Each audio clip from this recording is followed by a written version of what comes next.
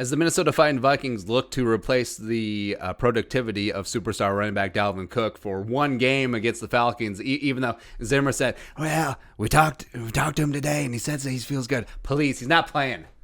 Zim just lying about injuries, just gamesmanship.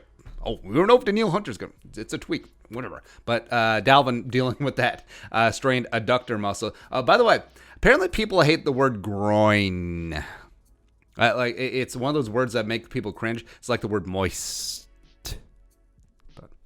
But everyone rightfully assumed that Alexander Mattison could and should take up that mantle of Dalvin, as evidenced by Mattison putting up 112 yards rushing in place of him versus Seattle. He's got that bruising running style, fits in the outside zone, underrated as a receiver, improved pass blocker, as well as a hurdling enthusiast. Alexander Mattison, this running back has everything, right? But perhaps people forgot about the Marvelous Mike Boone, the best running back 3 in the National Football League, as well as the Week 4 NFC Special Teams Player of the Week. The athletic third-year freak out of Cincinnati has become a really great special teams player. But, dude can handle the rock as well, as evidenced by his 2 carries for 19 yards against the Sea Chickens on that ill-fated final drive. The Vikings were going back and forth between Boone and Mattison, just punching the Seahawks right in the throat, and then...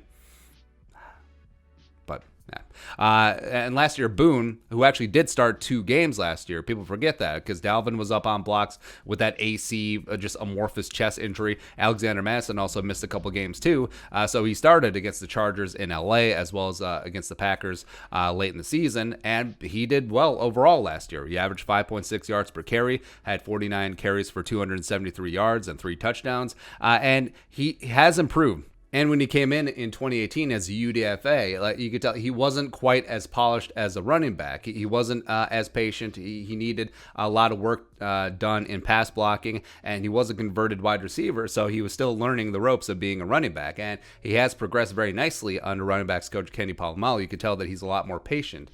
Plus, he's compact, 5'10", 206, still absolutely packs a punch and is extremely explosive. Woo! When he puts his foot in the ground in the outside zone, and he's gone. He does have a really nice burst inside of a phone booth. So even though Mattison could and should receive the bulk of the work in the absence of Dalvin Cook, the Marvelous Mike Boone should be in line for some touches as well. And even though, even after Dalvin gets back, after the bye week, Week 8 showdown against the greasy, grimy Green Bay Packers at Lambeau, maybe this should become more of a committee, because it had been the Dalvin Cook show. He was the workhorse for sure.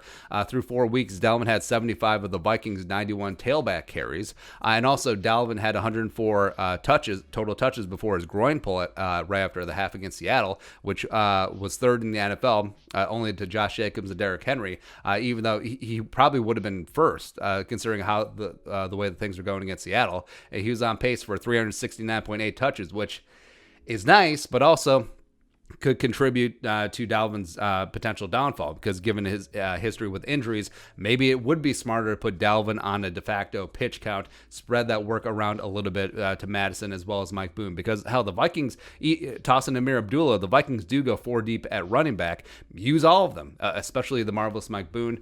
Get after that. All right, but your thoughts? Vikings should definitely use Mike Boone in the absence of Dalvin Cook. And hell, even when he's back, let us know in the comments section below. Subscribe for daily Vikings takes. Want to support that work? Post some in the Venmo. But until next time, Skol, production value.